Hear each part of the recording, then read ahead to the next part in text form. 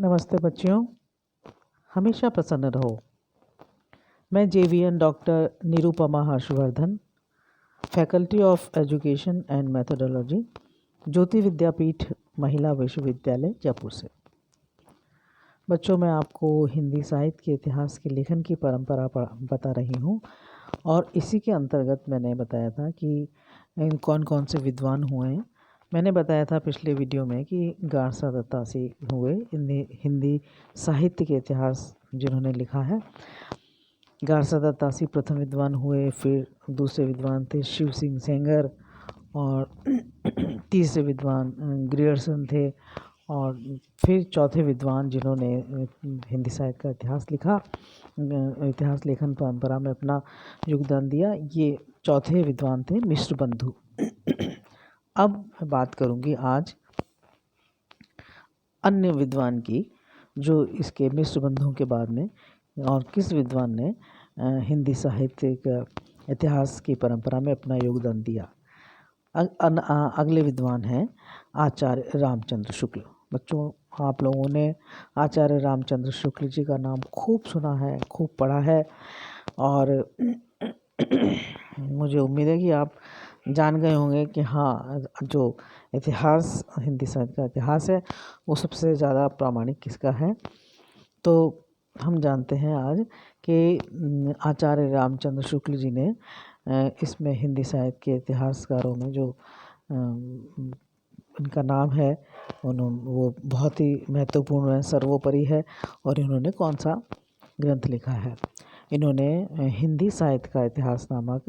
ग्रंथ लिखा जो कि 1929 ईस्वी में प्रकाशित हुआ। आचार्य रामचंद्र शुक्ल जी जो थे वो इतिहास के प्रति एक निश्चित दृष्टिकोण लेकर चलते थे और इन्होंने इसके अंदर अपना एक निश्चित दृष्टिकोण दिया है और उन्होंने ये सिद्धांत इसमें स्थापित किया है कि प्रत्येक देश का साहित्य वहाँ की जनता की चित्तवृत्ति का संचित प्रतिबिंब होता है। जनता की चित्तवृत्ति के परिवर्तन के साथ साथ साहित्य के स्वरूप में भी परिवर्तन होता चला जाता है। आदि से अंत तक इन्हीं चित्तवृत्तियों की परंपरा को परखते हुए साहित्य परंपरा के साथ उनका सामंजस्य दिखाना ही साहित्य का इतिहास कहलाता है। बहुत सुंदर, इन्होंने बिल्कुल स्पष्ट किया कि हिंदी साहित्य का इतिहास क्या होता है, उसमें क्या क्या चीज़ें आनी चाहिए और क्या उसमें महत्वपूर्ण है। शुक्ल जी ने युगीन परिस्थितियों के संदर्भ में साहित्यिक प्रवृत्तियों के विकास की जो बात कही वो अत्यंत ही महत्वपूर्ण है, क्योंकि उन्होंने अपने इतिहास में पूरी तरह इसी धारणा के अनुसार ही प्रत्येक कालखंड की युगीन परिस्थितियों को सम्यक विवेचन करते हुए तत्कालीन काव्य प्रवृत्तियों की चर्चा की है। उन्होंने उस युग की जो प्रवृत्तियां थीं उनको उनकी गहनता से उनका अध्ययन किया और उसके बाद उन्होंने सारा का सारा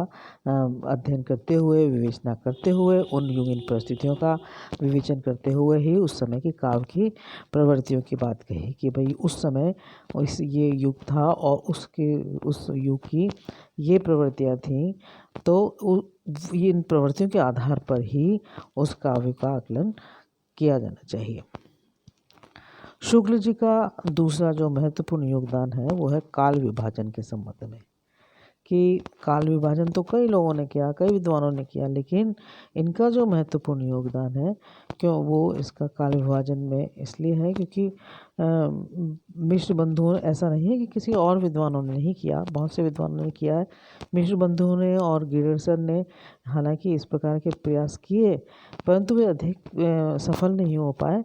और शुक्ल जी ने मिश्र बंधुओं के काल विभाजन पर टिप्पणी करते हुए लिखा है, क्योंकि इन्होंने सब विद्वानों के बारे में पढ़ा और उनके जो उनके ग्रंथ थे उसमें उनको गहनता से उनका अध्ययन किया और फिर उन्होंने सब विद्वानों के बारे में कुछ ना कुछ टिप्पणी करी और इसी प्रकार से इन्होंने जो मिश्र बंधुओं के काल विभाजन के बारे में बात कही, वो कहा उन्होंने कि सारे रचनाकाल को केवल आदि, मध्य पूर्व, उत्तर इत्यादि खंडों में आँख मूंदकर बाँट देना। यह भी न देखना कि किस कालखंड के भीतर क्या आता है क्या नहीं, किसी वृत्त संग्रह को इतिहास नहीं बना सकता। तो इन्होंने कहा कि भाई अगर हमें सारी चीज़ें देखनी होती हैं और आँख मूंद कर ये कह दें कि भाई किस कालखंड में कौन सी चीज़ आएगी, अगर वो तरीके से उसको क्रम के अनुसार नहीं है तो फिर वो इतिहास नहीं कहा जा सकता है। तो इन्होंने इसी प्रकार से सब इतिहास का अध्ययन किया और फिर उन्होंने अपने जो है हिंदी साहित्य का इतिहास इन्होंने लिखा। शुक्ल जी ने हिंदी साहित्य के 900 वर्षों के इतिहास को 4 कालखंडों में विभक्त करके नया नामकरण भी उसका किया कि भाई जो काव्य रचा गया, इतना काव्य रचा गया, किसने कुछ विद्वान ने नाम दिया, किसी ने कुछ दिया, लेकिन इन्होंने शुक्ल जी ने कितने वर्षों का कालखंडों को इतिहास लिया। उन्होंने 900 वर्ष के इतिहास को, बहुत होता है, 900 वर्षों का इतिहास का उन्होंने अध्ययन किया और उनको फिर उन्होंने कितने कालखंडों में बांटा, उन्होंने उसको 4 कालखंडों में विभक्त कर दिया, उसको 4 कालखंडों में बांट दिया और फिर उनका नाम दिया। उन्होंने 4 कालखंडों में विभक्त करके उन चारों ही कालखंडों का नाम दिया, जो कि उन्होंने नाम दिए। उन्होंने कहा आदिकाल, जो कि इसको वीरगाथा काल भी कहा गया और ये संवत 1050 से 1375 ईस्वी का माना गया। फिर इन्होंने दूसरा मध्यकाल, पूर्व मध्यकाल कहा, आदिकाल के बाद पूर्व मध्यकाल नाम दिया, वो था भक्ति काल को। और ये जो काल था उस समय का संवत 1375 से 1700 विक्रम संवत इसको कहा गया। फिर दिया उन्होंने उत्तर मध्यकाल, जिसको भी रीतिकाल भी कहते हैं, 1700 से 1900 था इसका कालखंड। और अंतिम जो था वो आधुनिक काल, इसको गद्य काल भी कहा गया और जो कि 1900 से 1984 तक माना गया। तो इस प्रकार से इन्होंने जो वो साहित्य था, काव्य था, उसके आधार पर इन्होंने हिंदी साहित्य को 4 कालों में विभक्त कर दिया, जो कि आदिकाल, पूर्व मध्यकाल, उत्तर मध्यकाल और आधुनिक काल माने गए। उनके इस काल जो विभाजन का है वो एक बहुत आराम से, बहुत एक सुस्पष्ट आधार भी है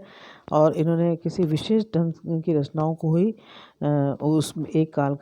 खंड में लिया है और उस रचनाओं के आधार पर ही उनका नामकरण किया है। जैसे कि भाई आदिकाल इन्होंने कहा है, आदिकाल में जिसको वीरगाथा काल भी इन्होंने कहा है आदिकाल को, तो इन्होंने बहुत ही सरलता से इसको बताया है कि उस समय बहुत सारे वीर परक रचनाएं हुई, तो उन्होंने उन रचनाओं की प्रवृत्तियों के आधार पर ही सारे के सारे काल को नाम दिया कि भाई कौन कौन सी रचनाएं किस काल में हुई हैं और उनके आधार पर ही उन प्रवृत्तियों के, उन रचनाओं के प्रवृत्तियों के आधार पर उन्होंने उसको नाम दिया। और जो शुक्ल जी ने वीरगाथा काल नाम सबसे अधिक, अब उनके जो नामों पर थे आलोचना भी करी गई कि ये नाम नहीं होना चाहिए और ये नाम आपत्तिजनक है, लेकिन फिर भी इनको बहुत ही इन्हीं का जो है दिए हुए नामों को ही आज तक मानते आ रहे हैं। तो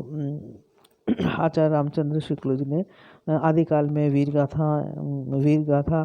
परक रचनाओं को लिया और शुक्ल जी ने जो भक्ति काल को निर्गुण और सगुण धाराओं में विभक्त कर दिया और उन्हें फिर दो विभागों में ज्ञानाश्रयी और प्रेमाश्रयी और राम भक्ति और कृष्ण भक्ति शाखा में वर्गीकृत कर दिया। मतलब उन्हें आदिकाल में तो ये बता दिया जो रासो आते हैं, जितने भी लिखे गए वीर परक रचनाएं लिखी गई वो आदिकाल में इन्होंने उनको क्रम दे दिया। और फिर आया भक्ति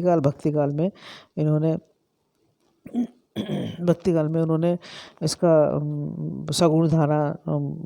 भक्ति काल को निर्गुण सगुण और उनके भी फिर उनमें से विभाग कर दिए, ज्ञानाश्रयी, प्रेमाश्रयी, फिर राम भक्ति, कृष्ण भक्ति। इस प्रकार से इनको वर्गीकृत करके इन्होंने इसको उन रचनाओं को उसमें लिया। इसी प्रकार से रीतिकालीन कवियों के वर्गीकरण में भी उन्होंने अपनी जो पूरा प्रतिभा का पूरा ही परिचय दिया और उन्होंने बड़ी ही चतुरता के साथ, बहुत समझदारी से, बहुत ही कुशलता के साथ रीतिबद्ध, रीतिसिद्ध और रीतिमुक्त कवियों को स्थान दिया। उन्होंने उस रचनाओं को देखा और उसका गहन अध्ययन किया और उनको नाम दिया कि भाई ये इस काल में जो रचनाएं हैं वो रीतिबद्ध कवि हुए हैं, रीतिसिद्ध कवि हुए हैं और रीतिमुक्त कवि हुए हैं। तो उन्होंने इस तरह से उनको उस रचनाओं को नाम दिया, उन कवियों को नाम दिया।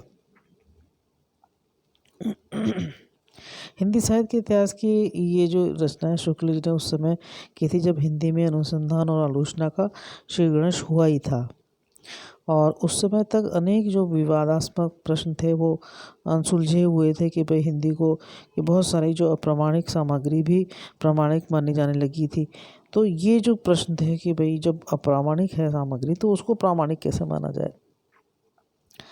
शुक्ल जी ने अपने व्यापक दृष्टिकोण, वैज्ञानिक विवेचन पद्धति और सूक्ष्म विश्लेषण पद्धति के बल पर जो निष्कर्ष दिए उन पर आज भी प्रश्न चिन्ह लगाना असंभव है, क्योंकि उन्होंने बहुत ही गहन अध्ययन करके तरीके से बहुत ही उसको क्रमबद्धता देते हुए उसका काल विभाजन किया था। देखा जाए तो शुक्ल जी ने हिंदी साहित्य के इतिहास की रचना करके एक मानदंड प्रस्तुत किया है, और ये जो है इनका जो इतिहास है वो इसमें उन्होंने कवियों के जीवन परिचय को उतना महत्व नहीं दिया जितना कि उनकी रचनाओं के मूल्यांकन को दिया है। उन्होंने उसके कवियों के जीवन परिचय को थोड़ा सा कम महत्व देकर, और उन्होंने महत्वपूर्ण किसे किया, उस समय की उनकी कवियों की जो रचनाएं थी उसके मूल्यांकन को भी, किस तरह की रचनाएं हैं, इनमें क्या है और इनको किस श्रेणी में रखना चाहिए। तो इन्होंने कवियों के जीवन को तो परिचय को थोड़ा कम वो दिया महत्व, और महत्वपूर्ण क्या हो गया उसमें कि कवियों के रचनाओं के मूल्यांकन। और यही नहीं, उन्होंने कवियों के साहित्यिक महत्व को पहचानने के बाद ही उन्होंने उन्हें इतिहास में स्थान दिया। उन्होंने देखा कि भाई ये कवि सबका अध्ययन किया, उनकी रचनाओं का अध्ययन किया, तब उन्होंने जाकर और उसको इतिहास में, हिंदी साहित्य के इतिहास में उनको स्थान दिया। इस प्रकार से जो इनका इतिहास है वो वैज्ञानिक इतिहास माना जाता है, क्योंकि इन्होंने इनकी जो दृष्टि थी इतिहास लिखने की, हिंदी साहित्य का इतिहास लिखने की वैज्ञानिक दृष्टि थी, और इनका जो ये इतिहास है, हिंदी साहित्य का इतिहास जो इन्होंने लिखा है, ये देखा जाए तो एक मील का पत्थर साबित हुआ है। और इन्होंने एक एक वाक्य को आधार बनाया है, और एक एक वाक्य को उनके मतलब कवियों के एक एक बारीकी से कवि उनकी रचनाओं का अध्ययन किया है, तब जाकर उन्होंने इसको कालखंडों में बांटा। तो इनका जो देन है इनकी इतिहास लेखन में, हिंदी साहित्य के इतिहास लेखन में, वो अविस्मरणीय है, भुलाई नहीं जा सकती। और इन्होंने इनके जो काम है, इन्होंने जो इस पे जो लिखा है वो बिल्कुल प्रामाणिक माना जाता है। तो जो एक इतिहास लेखक के रूप में शुक्ल जी एक महत्वपूर्ण स्थान रखते हैं, और हालांकि कहीं कहीं जैसे वो आलोचक माने जाते हैं, तो आलोचक का कहीं कहीं उनके अंदर से वो आलोचक एक का रूप उनका निकल आता है, और कहीं कहीं वो ऐसा लगता है कि वो तटस्थ नहीं रह पाए हैं, वो कहीं आलोचना उन्होंने जहाँ पे आवश्यकता नहीं वहाँ की है, लेकिन फिर भी जैसे कि तुलसी और कबीर के प्रति उनका जो अन्याय कर दिया उन्होंने, कि इनका जो मोह है एक तरह से वो बहुत मोह था तुलसी और कबीर के प्रति, तो ऐसा माना जाता है कि उनके साथ ये इसमें अन्याय हो गया। लेकिन ये जो है ये सब बातें गौण हैं, और जो महत्वपूर्ण है वो ये बात है कि शुक्ल जी ने बहुत ही वैज्ञानिक तरीके से इस इतिहास को लिखा है और ये इतिहास जो है 1929 में लिखा गया और आज तक इतना लंबा समय हो गया और इस अवधि में कि पर्याप्त इसके ऊपर अनुसंधान हो गए हैं और इसका जो निष्कर्ष है वास्तव में प्रामाणिक है और जो भी इन्होंने निष्कर्ष दिया है वो बहुत ही प्रामाणिक है और उपयोगी है। तो बच्चों, आपने देखा कि रामचंद्र शुक्ल जी ने जो लिखा है हिंदी साहित्य का इतिहास, वो उनको कितने कालखंडों में 4 कालखंडों में उन्होंने बांटा है, विभक्त किया है उसको और उसका समय दिया है, समय सीमा दी है, उसमें कवि दिए हैं, उनकी रचनाएं दी हैं, उनकी रचनाओं के मूल्यांकन को उन्होंने महत्व दिया है। उस समय की जो परिस्थितियाँ थी, युगीन परिस्थितियाँ, जनता की, जनमानस की जो स्थिति थी, उनके सोच थे, उसको भी इन्होंने बहुत महत्व दिया है। उन सब बातों को सोचते हुए, उन सब बातों को बारे में विचार करते हुए, गहनता से अध्ययन करते हुए इन्होंने अपने हिंदी साहित्य के इतिहास की नामक ग्रंथ की रचना की और जो कि हमारे साहित्य में बहुत ही महत्वपूर्ण माना जाता है। तो बच्चों, आपने जाना कि इतिहास, हिंदी साहित्य के इतिहास लेखन की परंपरा में आचार्य रामचंद्र शुक्ल जी का कितना महत्वपूर्ण स्थान है और उन्होंने जो अपना ग्रंथ लिखा हिंदी साहित्य का इतिहास, वो बहुत महत्वपूर्ण है। तो मुझे उम्मीद है कि आपको ये समझ में आया होगा। इसको बार बार पढ़िए आप लोग और समझिए, तो आपको ये पता होगा कि जो परंपरा चली आ रही थी उसमें किस तरह से किस तरह से सामग्री विद्वानों ने एकत्र की, फिर किसने किस तरह से ग्रंथ लिखे, किस तरह से प्रमाणित होते गए और किस तरह से चरण में यह आगे चलता गया। तो मुझे पूरा विश्वास है कि आपको समझ में आया होगा। आप फिर भी आपका कोई प्रश्न है और कोई समस्या है तो आप मुझे कमेंट बॉक्स में कमेंट करिए, मैं आपको उसका उत्तर दूंगी, आपकी जिज्ञासा को शांत करूंगी। और ये जो सेशन है ये हमारे ज्योति विद्यापीठ के डिजिटल वर्जन 2.0 से हो रहा था। अगले वीडियो में मैं आपको अन्य विद्वानों ने जो इतिहास लिखे हैं, हिंदी साहित्य का इतिहास लिखा है, उनका परिचय दूंगी। नमस्कार।